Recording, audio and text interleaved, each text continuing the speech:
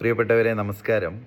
ഏതാനും ദിവസങ്ങൾക്ക് മുമ്പ് കണ്ണൂർ ജില്ലയിൽ വെച്ച് ഒരു ഫാർമസിയിൽ നിന്ന് അമിതമായിട്ട് പാരസെറ്റമോൾ നൽകി ഒരു കുട്ടിക്ക് ചില സീരിയസ് കോംപ്ലിക്കേഷനായി എന്നുള്ള വാർത്ത നാം എല്ലാവരും അറിഞ്ഞതാണ്. ഒരു ഫാർമസിസ്റ്റ് എന്നുള്ള രീതിയിൽ ഞാൻ മനസ്സിലാക്കിയ കുറച്ച് കാര്യങ്ങൾ നിങ്ങളുമായിട്ട് ഷെയർ ചെയ്യാനാണ് ഇങ്ങനെ ഒരു വീഡിയോ ചെയ്യുന്നത്. നമ്മുടെ കൊച്ചു കേരളത്തിൽ ഒരുപാട് ആളുകൾ മരുന്നിൻ്റെ തെറ്റായ ഉപയോഗം മൂലം രോഗികളാവുകയും മരണപ്പെടുകയും ചെയ്യുന്നുണ്ട്. ചുരുക്കം ചില വാർത്തകൾ മാത്രമാണ് നാം എല്ലാവരും അറിയുന്നത്.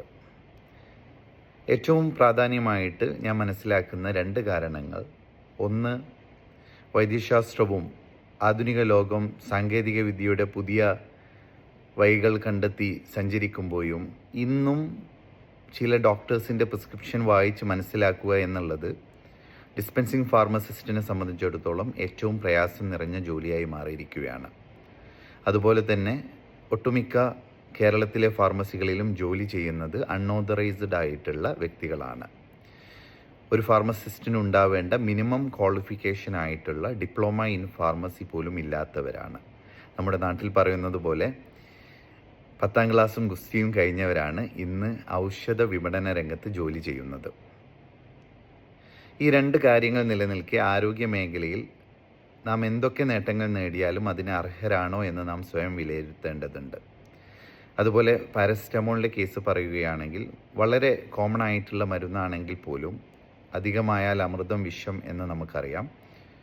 ഹെപ്പറ്റോടോക്സിസിറ്റിക്ക് വരെ കാരണമാവുന്ന മരുന്നാണ് പാരസെറ്റമോൾ. അതിൻ്റെ പീഡിയാട്രിക് കാൽക്കുലേഷൻ വരുന്നത് 10 to 15 mg/kg എന്നുള്ള രീതിയിലാണ്. 15 mg 4 തവണകളിലായിട്ട് 1 കിലോഗ്രാം ഭാരമുള്ള കുട്ടിക്ക് 60 mg വരെ നമുക്ക് നൽകാവുന്നതാണ്. ഈ സർവീസുകളൊക്കെ ഒരു ഫാർമസിസ്റ്റിൽ നിന്ന് മാത്രമേ ലഭ്യമാവുകയുള്ളൂ. അതുപോലെ തന്നെ പേഷ്യൻ്റ് കൗൺസിലിങ്ങും വളരെ പ്രാധാന്യം നിറഞ്ഞതാണ്. കേരളത്തിലെ ഡോക്ടേഴ്സ് എല്ലാം ഇലക്ട്രോണിക് പ്രിസ്ക്രിപ്ഷനിലേക്ക് മാറുകയും ഡ്രഗ് കൺട്രോൾ ഡിപ്പാർട്ട്മെൻറ്റും കേരള ഗവൺമെൻറ്റും ഫാർമസികളിൽ ഫാർമസിസ്റ്റിൻ്റെ സേവനം ഉറപ്പുവരുത്തുകയും ചെയ്യുകയാണെങ്കിൽ ഇത്തരം പ്രശ്നങ്ങൾക്ക് ഒരു പരിഹാരം നമുക്ക് കാണാൻ കഴിയും. പ്രിയപ്പെട്ടവരോട് ഏറ്റവും കുറച്ച് മരുന്നുകൾ എഴുതുന്ന ഡോക്ടേഴ്സിനെ കാണാൻ ശ്രമിക്കുക. അതുപോലെ തന്നെ പ്രിസ്ക്രിപ്ഷൻ വളരെ നല്ല രീതിയിൽ വായിച്ചാൽ മനസ്സിലാവുന്ന രീതിയിൽ എഴുതാൻ നമുക്ക് ആവശ്യപ്പെടാം. ഫാർമസികളിൽ ഫാർമസിസ്റ്റ് ഉണ്ട് എന്ന് മനസ്സിലാക്കിയതിന് ശേഷം നിങ്ങളുടെ പ്രിസ്ക്രിപ്ഷൻ കൈമാറുക. നിങ്ങളുടെ ആരോഗ്യം ഏറ്റവും പ്രാധാന്യം നിറഞ്ഞതാണ്. Thank you very much.